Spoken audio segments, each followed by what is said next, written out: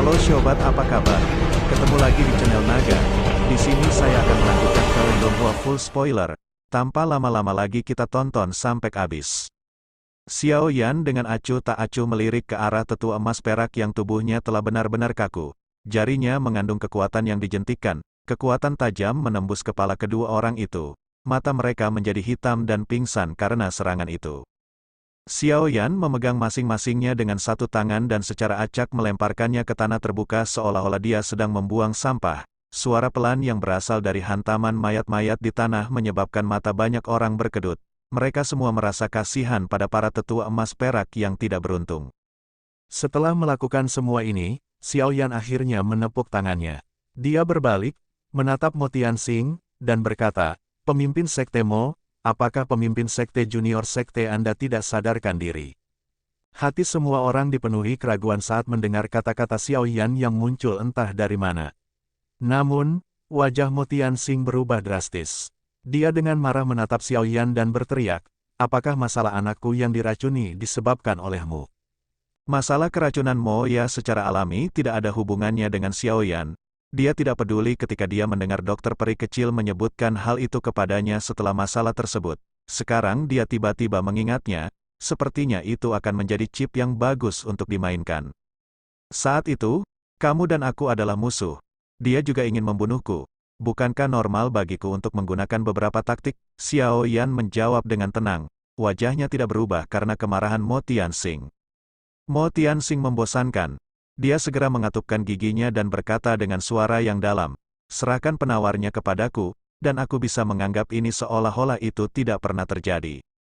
Aku bisa memberimu penawarnya tapi kamu tidak bisa berpartisipasi dalam masalah antara Xiao Get dan Demon Flame Valley. Kalau tidak," kekejaman muncul di wajah tersenyum Xiao Yan ketika dia berbicara sampai saat ini.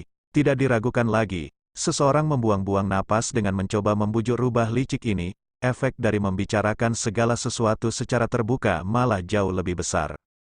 Mo Tianxing segera mengepalkan tangannya erat-erat saat mendengar ini. Dia tampak sedikit ragu. Melihat keraguannya, Han Feng buru-buru berkata, "Pemimpin Sekte Mo, apakah Mo ya telah diracuni oleh Xiao Yan? Jangan tertipu oleh perangkapnya. Saya juga tahu sedikit tentang detoksifikasi. Saya akan membantu menghilangkan racunnya setelah masalah ini selesai." Kamu benar-benar memikirkan dirimu sendiri. Seorang alkemis dan ahli racun adalah dua pekerjaan yang jelas. Racun biasa mungkin bisa diatasi dengan obat penawar biasa.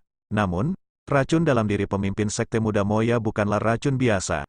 Saya pikir poin ini adalah sesuatu yang sangat dipahami oleh pemimpin Sekte Mo. Oleh karena itu, jika kamu benar-benar ingin menyerahkan nyawa putramu kepada seorang alkemis yang tidak berspesialisasi dalam racun, kamu menerima risiko yang besar. Xiao Yan melirik Han Feng dan mengejeknya sebelum tanpa sadar menggelengkan kepalanya.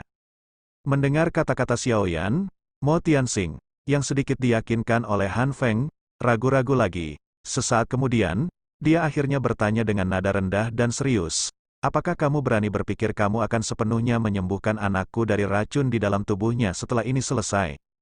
Saya menggunakan nama Xiao Get untuk menjamin kata-kata saya. Pemimpin Sekte Mo, yakinlah bahwa Xiao Yan tidak ingin dengan mudah menyinggung elit Douzong kecuali jika benar-benar diperlukan. Xiao Yan tersenyum dan berbicara setelah mendengar nada agak putus asa Mo Tianxing. Wajah Mo Tianxing menegang. Sesaat kemudian, dia akhirnya menganggukkan kepalanya. "Baiklah, aku yang dulu akan mempercayaimu sekali ini." Pemimpin Sekte Mo, anak kecil ini penuh tipu muslihat. Dia jelas-jelas berusaha memecah belah kita. Bukannya Anda tidak menyadari kekuatannya. Jika dia ingin menyelesaikan masalah di masa depan, kekuatan Sekte Kaisar Hitammu kemungkinan besar akan kesulitan memblokirnya. Kemarahan yang ganas melintas di mata Han Feng ketika dia melihat bahwa Mo Tianxing benar-benar diyakinkan oleh Xiao Yan untuk mundur. Namun di permukaan, dia berbicara dengan sangat menyesal. "Saya tidak ingin menggunakan anak saya sebagai taruhannya," Mo Tianxing menjawab dengan murung. Dia telah berupaya keras untuk merawat Mo Ya selama bertahun-tahun. Tentu saja, mustahil baginya untuk hanya menyaksikan putranya kehilangan nyawanya di bawah siksaan racun ini. Terlebih lagi, alasan orang tua ini bisa membalas begitu cepat juga karena situasinya. Cara dia melihatnya, bahkan jika Han Feng berhasil membentuk aliansi, kemungkinan besar sulit baginya untuk bersaing dengan Xiao Get dan Akademi Jianan. Bagaimanapun, faktor ketidakpastian Xiao Yan agak terlalu besar. Oleh karena itu, sulit baginya untuk mengatakan siapa yang akan menang dalam pertarungan antara kedua belah pihak. Oleh karena itu, mengambil kesempatan untuk mundur dari pertempuran dan menyaksikan pertarungan antar harimau dari jauh bukanlah keputusan yang buruk. Tentu saja sulit bagi Han Feng untuk menebak banyak kekhawatiran di hati Mo Tianxing dengan cepat. Namun, meski dia berhasil menebaknya, kemungkinan besar amarah di hatinya tidak akan melemah. Mundurnya elit Dou Zong pada saat-saat terakhir tidak diragukan lagi merupakan pukulan besar baginya.